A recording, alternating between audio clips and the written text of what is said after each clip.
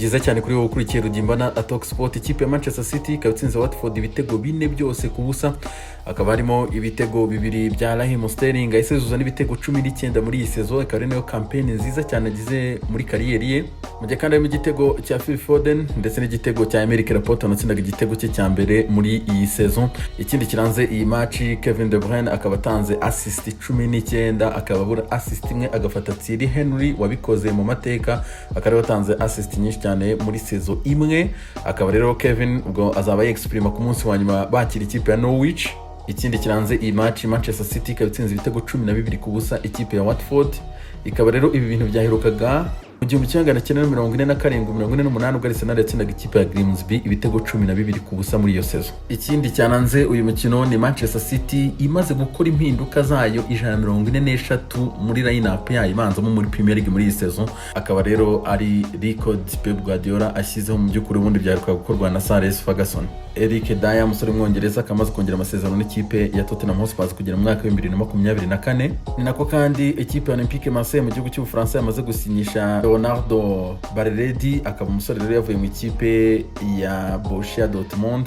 Marseille rero ikaba yamutanzeho miliyoni 14 z'amayero. Akaba yitwa Kai Havertz yamaze kumvikana n'ikipe ya Chelsea kuzasinyira imyaka 5, hanyuma bakamaze kumvikana n'umushahara wa miliyoni 8 z'amayero ku mwaka. Uyu musore rero igisigaye ni hagati ya Bayern Leverkusen na Chelsea kumvikana. Hagati aho ikipe ya Chelsea ikaba iri gutegura offer ya miliyoni 70, hanyuma ikazongeraho n'ama bonuses ikagenda bikagwamo miliyoni 90 z'amayero. Ngolo Kante akaba atazagaragara mu mukino ikipe ya Chelsea izakina ku munsi w'ejo n'ikipe ya Liverpool. Uyu mugabo kandi hakaba hari n'amakuru ari kugenda azamuka avuga ko Frank Lampard atamufite muri project umwaka utaha. Akaba rero ikipe yatanga miliyoni 54 z'amayero, akaba ikipe ya Chelsea iteguye guhitira kuri Ngolo Kante. Ikipe ya Chelsea ikaba igiye gutanga Ross Barkley na Michy Batshuayi mu ikipe ya West Ham, hanyuma ikipe ya West Ham ikabaha Declan Rice.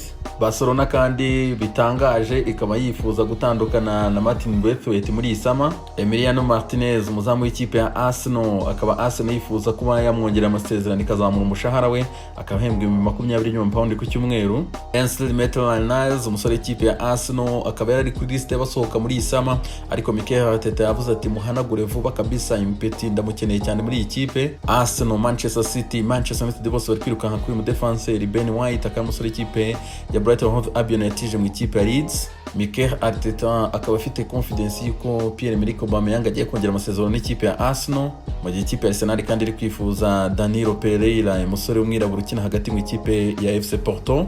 Iyi niyo kit ikipe ya Arsenal izambara sezitaha, ariko tukaba twamaze kumenya ko Arsenal izaronshinga kit zayo mu buryo burofisho ku itariki ya 26 z'uku kwezi kwa 7, hanyuma ikazambara izi kit bwa mbere muri iyi sezo ku munsi w'itariki ya mbere z'ukwezi kwa 8 ubwo bazakina finale ya FA Cup.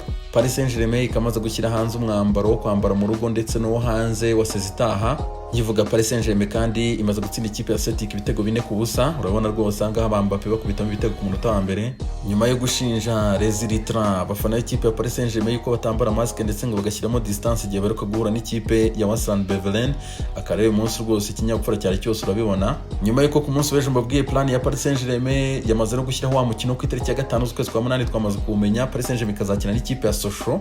Ari nako kandi Bayern Munich iri kwitegura match ya Chelsea nayo ikayifite ku itariki ya 31 z'ukwezi kwa 7 nako izakina na Marseille. Bamaze gushyiraho n'itariki kazakina ku isaha saa 10 za hano i Kigali. David Beckham bikaba byamuyobeye rero nyuma yuko ikipe ye imaze gutsindwa match 5 zayo za mbere zibanza zo muri MLS. Nibwo bwa mbere bibayeho mu mateka ikipe igashingwa muri MLS hanyuma igatsindwa match zayo za mbere idakoramo. Yitwa Eric Bailly, uramubona aho ngaho Pogba rwose yamwakiriye uyu munsi rero, akaba yagarutse kuri Carrington kabisa, akaba ameze neza cyane nyuma yuko rero aguye agonganye na Harry Maguire ubwo bakinaga n'ikipe ya Chelsea.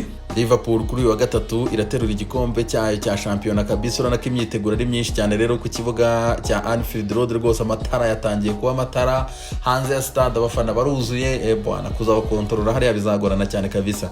Rezamo ibihe byiza cyane.